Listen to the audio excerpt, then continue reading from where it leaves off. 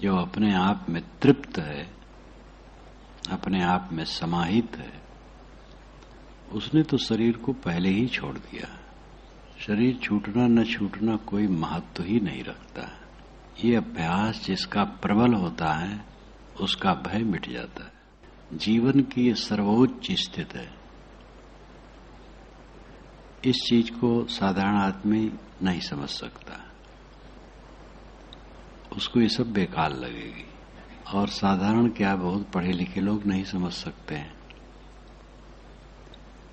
जिनकी उधर अभिरुचि ही नहीं है, बाहरी घुड़दौड़ में मन उत्वेगित है, बहुत राग रंग है, बहुत कुछ पाने भोगने की लालसा है, वो इस बात को नहीं समझ सकते। जिसे आत्मज्ञान है, शरीर की नश्वरता जो निरंतर देखता है और सब कुछ की क्षणभंगुरता, परिवर्तनशीलता निरंतर दृष्टि में रखता है और अंतिम स्थिति का अभ्यास करता है, उसका तो ये उपभोग है। सब उपभोग का खात्मा ही सच्चा उपभोग है। पूर्ण संतोष, आत्मतृप्त। अहंता, ममता और कामना छूट जाने पर अपने को समेटने में कोई देरी नहीं लगती। किसी वस्तु में अहंकार नहीं, किसी में ममता नहीं और कोई कामना नहीं। ऐसा मन जब हो जाता है तो अपने को समेटने में कोई देरी नहीं रहती। जब चाहे मन को समेट ले। जिस शक्ति से मन को फैला करके हम काम करते हैं, उसी शक्ति से मन को समेट सकते हैं। जिस शक्ति से हम इंद्रियों को बाहर प्रेरित करके व्यवहार करते हैं, उसी शक्ति से इंद्रियों को समेट करके अंतर्मुख हो सकते हैं। समझ सही होनी चाहिए। बाहर लिप्सा होने से ये काम बहुत मुश्किल है। बाहरी चीजों में राग रंग, लिप्सा, कामना, ये सब जितनी होगी ये काम मुश्किल होगा। और जितनी आसक्ति कटेगी, राग रंग कटेंगे, उतना ये सरल होगा।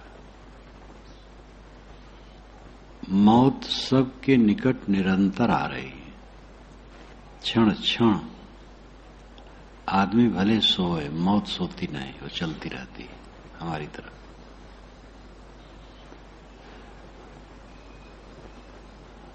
मौत का ग्रास हर देहधारी है और जो देह को स्वीकार देता है उसको कौन सी मौत है? देह मिटती है, देह की तो मृत्यु हर क्षण होती है। जन्म हुआ है और जन्मते ही मृत्यु शुरू हो गई है। क्षण क्षण मर रहा है शरीर। आगमा पाई बनने बिगड़ने वाला, इसमें क्या रखा है? विचारों का प्रवाह जिसके चित्त में चलता है, उसके चित्त में कोई विकार नहीं ठहरता है। विचारों का प्रवाह तब चलता है जब इसके लिए चिंता हो। निश्चिंतता के लिए चिंता, एक ही चिंता कि चित्त निश्चिंत रहे। बाकी तो व्यवहार है। व्यवहार जो करनी है उसको करना चाहिए। कितना ज्ञान हो जाए और कितनी अंतिम स्थिति में आदमी रहे तो भी उसे खाना चाहिए, पहनना चाहिए और छाया में रहना चाहिए। और अनेक जीवन धारणोपयोगी वस्तुएं होती हैं जिनका प्रयोग करना पड़ता है। एक बार देखा, अयोध्या से दक्षिण था, तो एक भक्त एक संत को लेके आए। संत की उम्र 35 की रही होगी, वो नंगे थे एकदम, कुछ भी शरीर में नहीं था, बिल्कुल नंगे। उनको कोई रोग हो गया था तो डॉक्टर के पास ले गए थे।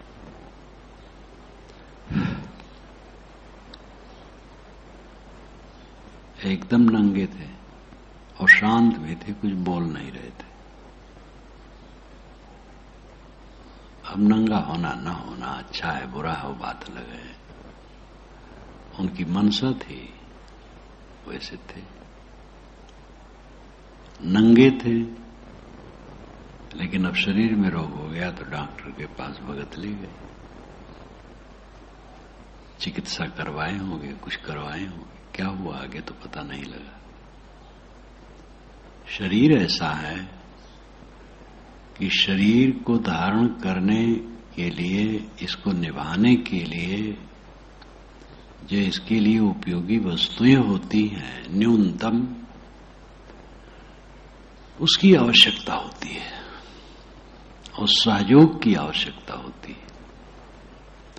एक दूसरे के सहयोग बिना जीवन चलता नहीं।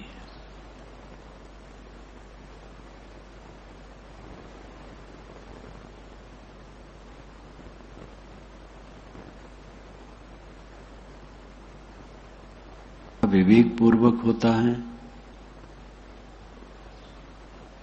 उसका व्यवहार कल्याण में सहायक होता है, और जिसका व्यवहार विवेक पूर्वक नहीं होता है उसका व्यवहार नुकसान करने वाला होता है। चाबी एक तरफ घुमाई जाती है तो ताला बंद होता है, दूसरी तरफ घुमाई जाती है तो ताला खुलता है। चाबी वही है, ताला वही है। एक दिशा में घुमाने पर खुल जाना, एक दिशा में घुमाने पर बंद हो जाना, इतने में कितना फर्क हो जाता है। मन वही है, शरीर वही है, प्राणी पदार्थ वही है, दिन रात वही है, लेकिन मन में बोध है और बोध के अनुसार जीवन की रहनी है तो सारे बंधन खुलते चले जाते हैं। और बोध नहीं है, समझ नहीं है, समझ है लेकिन रहनी नहीं है तो नए नए बंधन बंधते चले जाते हैं। ये जीवन ऐसा है कि या तो बंधन बनेंगे या तो बंधन खुलेंगे, दो में से एक काम होगा। राग करोगे, मोह करोगे, ममता करोगे, एक एक बंधन बनता चला जाएगा। राग छोड़ दोगे, एक एक बंधन खुलता चला जाएगा। सबसे बड़ी उपलब्धि है आत्मसंतोष। लोग भावुक हो जाते हैं और भावुकता लेकर के वे परेशान हो जाते हैं। भावुक नहीं होना चाहिए। इधर गोरखपुर की तरफ जब मेरे कार्यक्रम थे, कुशीनारा इत्यादि में, तो अखबारों में छपते थे।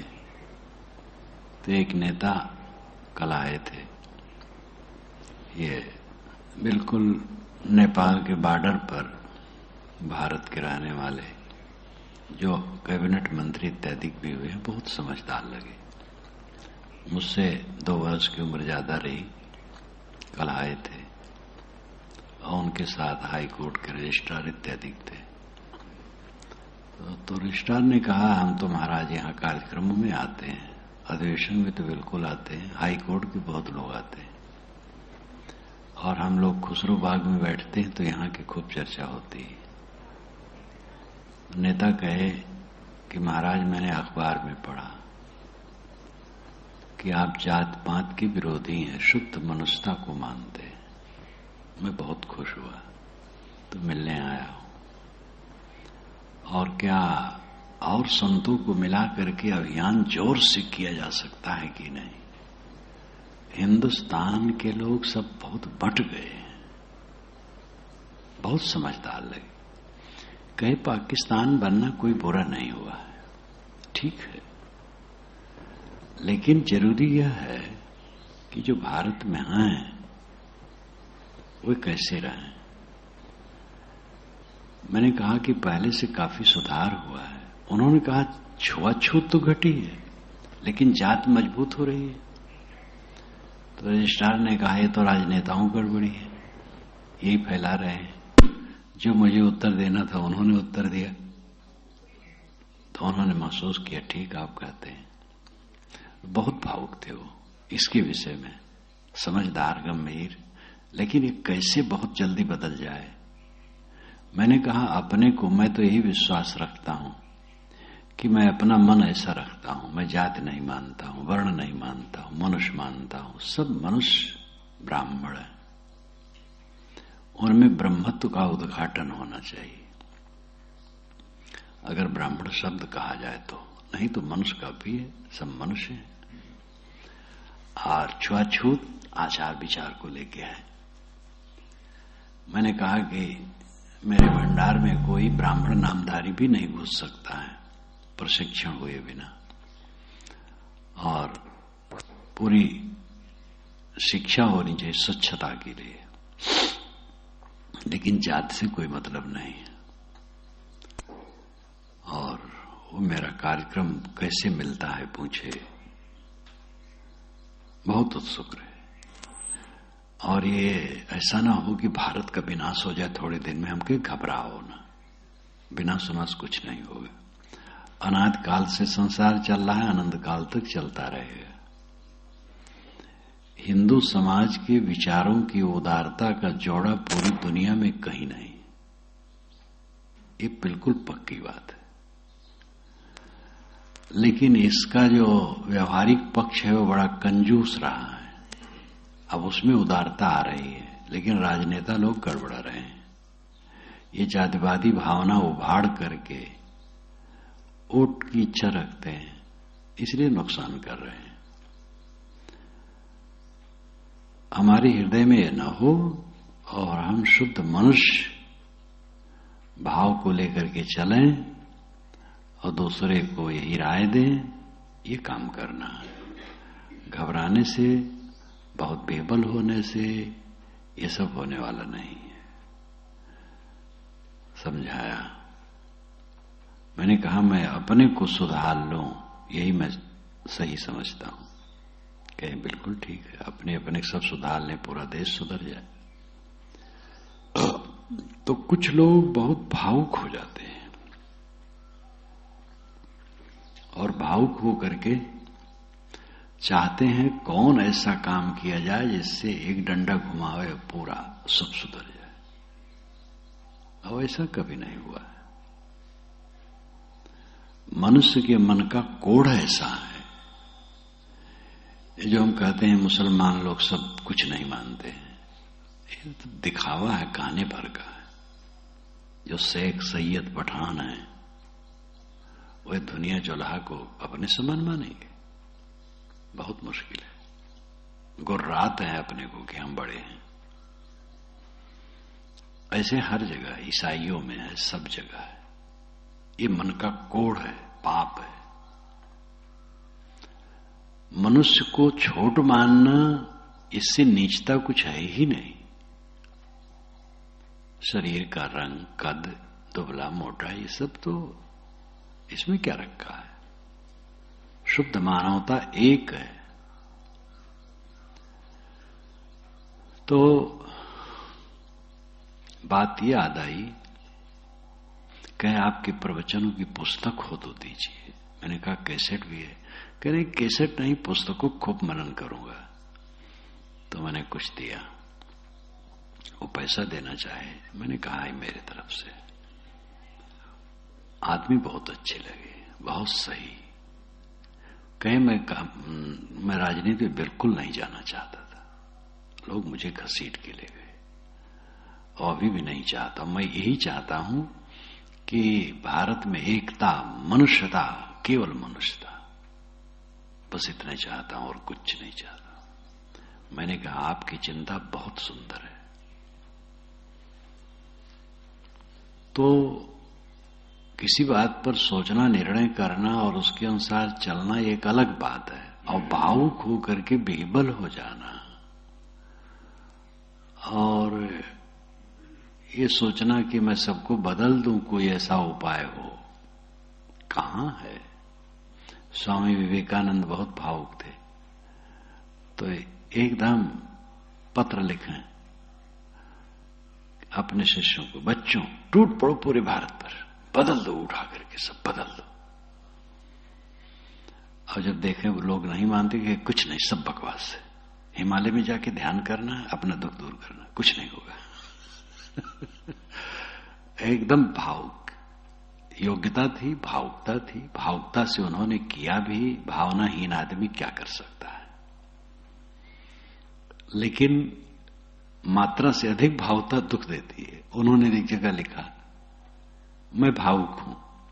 जैसे किसी को बच्चा ना हो, एक बिल्ली पाल रखी हो, तो बिल्ली पर सारा स्नेह उड़ेल दे, वही दशा मेरी है। मैं भावुक हो जाता हूं और परेशान हो जाता हूं। तो जो मात्रा अधिक थी भावुकता की, उससे वे आंदोलित बहुत हो जाते थे। लेकिन उनकी गंगा धारा की तरह निश्चल चित्त की वृत्ति एकदम कितना बढ़िया। और इसीलिए उत्साहित होकर के थोड़ी उम्र में उन्होंने इतना काम किया। तो भावुकता की जरूरत है। कोई भी मात्रा से अधिक चीज होगी वो खराब करेगी। जिससे स्वयं उद्वेलित हो जाए वो भावुकता नहीं चाहिए, उस पर संयम चाहिए। तो काम करना, सेवा करना, हित सोचना, हित करना, ये तो बहुत जरूरी है। इतना बड़ा संसार है, सबके सहयोग से हमारा जीवन चलता है, हमारे जीवन का कल्याण होता है। इसलिए हमें भी कुछ ऐसा करना चाहिए जिससे दूसरे का हित हो। सेवापरायण सबको सब समय रहना चाहिए। लेकिन वो भजन याद करना चाहिए, दुख में मत घबराना बंदे, यह जग दुख का मेला है। चाहे भीड़ बहुत, अंबर पर उड़ना तुम्हें अकेला है। ऐ बंदे, दुख में घबराना नहीं, ये संसार दुख का मेला है। चाहे भीड़ बहुत, चाहे हमारे इर्द गिर्द बहुत भीड़ हो जाए, बहुत अनुगामी, बहुत प्रेमी, बहुत सब, लेकिन अंबर पर उड़ना अकेला ही है। अंबर नाम आकाश, आकाश पर अकेले ही उड़ना है। पति पत्नी दोनों होते हैं, पत्नी मर गई, 30 वर्ष के बाद पति मरा। जब तक वो मरा तब तक तो फिर आगे अगर स्त्री शरीर में आई होगी और मनुष्य शरीर में, तो उसके बाल बच्चे सब कुल हो गए होंगे, और उससे कुछ मतलब नहीं। भाई बंधु सब, मित्र गोष्ठी एक एक छूटते चले जाते हैं। कहां किसके साथ कौन है। अंबर पर उड़ना तुम्हें अकेला है। ऐ पंछी, आकाश में तुम्हें अकेले उड़ना पड़ेगा। पत्नी, पति, पुत्र, पिता, भाई, गुरु, शिष्य, मित्र, कोई किसी के साथ अंत में होगा नहीं। बस मिले हो, प्रेम से रहो, एक दूसरे के साथ सुंदर बर्ताव करते हुए, और अपने मोह के बंधन को काटो। जो समझ पाएगा वो ये करेगा, जो नहीं समझ पाएगा नहीं करेगा। उत्साह से यहां भी आने वाले हैं, उत्साह से आगे कुछ दिन रहते हैं तो लगता है ठीक ठाक नहीं, और उनके मन में सुख की कामना, अनेक कामनाएं होती हैं, वो खुरखुंड मचाते हैं, बेचैन करते हैं, तो यहां से चले जाते हैं। कितने लड़के घर से आते हैं तो उनको समझाओ कि देखो जल्दीबाजी मत करो। नहीं साहब, जल्दीबाजी करके नहीं आया हूं, सिर पर कफनी बांध करके आया हूं, अब लौटना नहीं है, चाहे तन धुजी धुजी उड़ जाए, लेकिन उन्हीं में से ऐसे लोग हैं कि अपना बुरिया बिस्तर बांधते हैं तो चलते समय मिलते नहीं, चुपचाप चले जाते हैं, कोई देखने न पाए, क्योंकि उत्साह में आए, विचार तो आए नहीं, विवेक है नहीं, समझ है नहीं।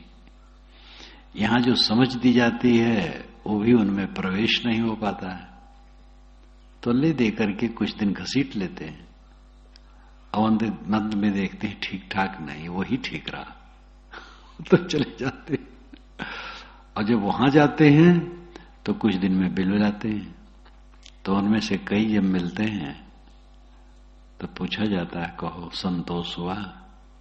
अरे संतोष का हुआ, नरक हो गया, क्या कर डाला। काशी में एक संत रहे, संत का रहे, बिल्कुल नौजवान, सुंदर, लंबा।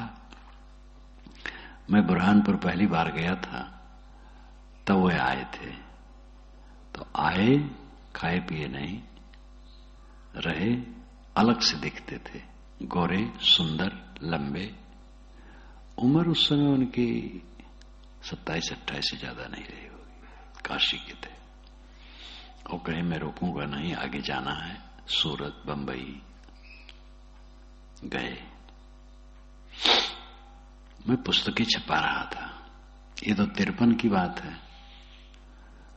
62 की बात है, मैं पुस्तकें छपा रहा था। काशी में एक प्रौढ़ व्यक्ति ठंडी के समय सड़क में मिला, कहे भगवान आप कहां हैं? बड़ा मीठा शब्द है। मैंने कही विश्वेश्वर प्रेस के ऊपर तल्ले में रहते हैं, महाराज मैं मिलना चाहता हूं, जब चाहो मिलो। तो एक दिन आए, बैठे, अब भारी भरकम शरीर हो गया था, वो सौंदर्य नहीं था, वो लालित्य नहीं था, खुरदरा सब, मोटा, बहुत ही फर्क, कोई मिलान नहीं। बातचीत किए, कौन सी पुस्तक छप रही है, मेरे लायक क्या? मैंने कहा बीजक शिक्षा छप रही है। कहे महाराज मैं चाहूंगा उसको पढ़ना। बस रोने लगे। क्या कहूं, मेरी माता काल हो गई मेरे लिए, वो मोह माया फैलाई, अब मैं फिर आके फंस गया। मैंने कहा आप घर छोड़ दिए थे? कहे हाँ महाराज मैं घर छोड़ दिया। तो बताए, टाइम बताए, कुल बताए। मैंने कहा अच्छा, मैं घर छोड़ के गया था, वही मुझे घर छोड़े 10 दिन बीता था, बुरहानपुर में था और आप गए थे। कहे बस महाराज वही है। हम कहे अब आज बिल्कुल कुल फर्क हो गया, और रोने लगे। कहे क्या कहूं महाराज, ओ व्यापारी परिवार के थे। फिर गोपाल दास की प्रशंसा करने लगे जो हमारे प्रेस मालिक थे, कि महाराज तो संत है, और सचमुच भी थे, संत स्वभाव। अब योग्य व्यक्ति थे वे, लेकिन उत्साह में निकले। मातक दोष दे रहे थे, माता काल हो गए। माता बेचारी क्या करेगी, माता की ममता होती ही है। गोस्वामी जी ने कहा है, शीश उघारन किन कहो, बरज रहे प्रिय लोग, घर ही सती कहावती जरती नाह वियोग। तुम पति मर गया तो उसको उसके साथ जलने के लिए सिर खोल करके चल पड़ी कि दाह करूंगी अपने शरीर का, लेकिन ठहर नहीं पाई और उचिता से उठ करके भाग खड़ी हुई। ये कौन उचित हुआ? शीश उघारन किन कहो, परज रहे प्रिय लोग, घर ही सती कहावती जरती नाह वियोग।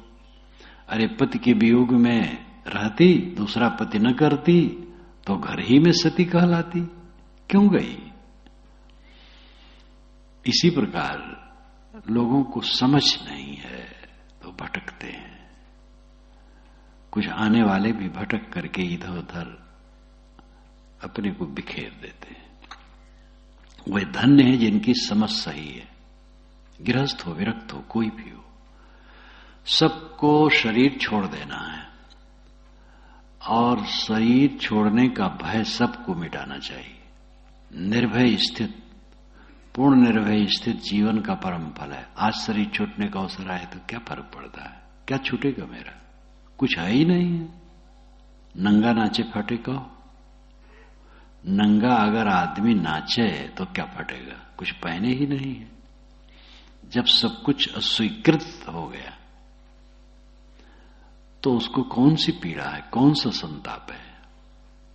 इसलिए विचारों का प्रवाह निरंतर उठते बैठते, काम धंधा करते विचारों का प्रवाह रखो। अहंता, ममता और कामना, इनको काटते रहो। कुछ मेरा नहीं और देह इत्यादि मैं नहीं हूं, कुछ मेरा नहीं है, मुझे कुछ चाहिए नहीं। जो चाहिए वो बिना चाहे होता रहेगा। खाना चाहिए, कपड़ा चाहिए, निवास चाहिए, उसके लिए चाहने की जरूरत नहीं है, सेवा करने की जरूरत है। मेहनत करो, जो जा रहा है मेहनत करे, वो सब मिलता रहेगा। और मृत्यु के दिन को निरंतर देखते रहो। मृत्यु बहुत प्यारी है, बहुत प्यारी है। झंझट सब खत्म, मृत्यु आई, झंझट खत्म। मृत्यु के पहले मृत्यु जिसने स्वीकार लिया, मन को समेट लिया, एकदम बटोर लिया, कौन सी तकलीफ उसको है? निर्भयता जीवन का सबसे बड़ा सुख है, सबसे बड़ी उपलब्धि है। और निर्भय आदमी होता है अहंता, ममता और कामना को त्यागने पर। और इसके साथ दूसरा पक्ष शरीर का है, उसके लिए सेवा, सद्भाव, सुंदर बर्ताव सबके साथ करते चलो। और अहंता, ममता, कामना को जीत करके निर्भय स्थित में विराजो।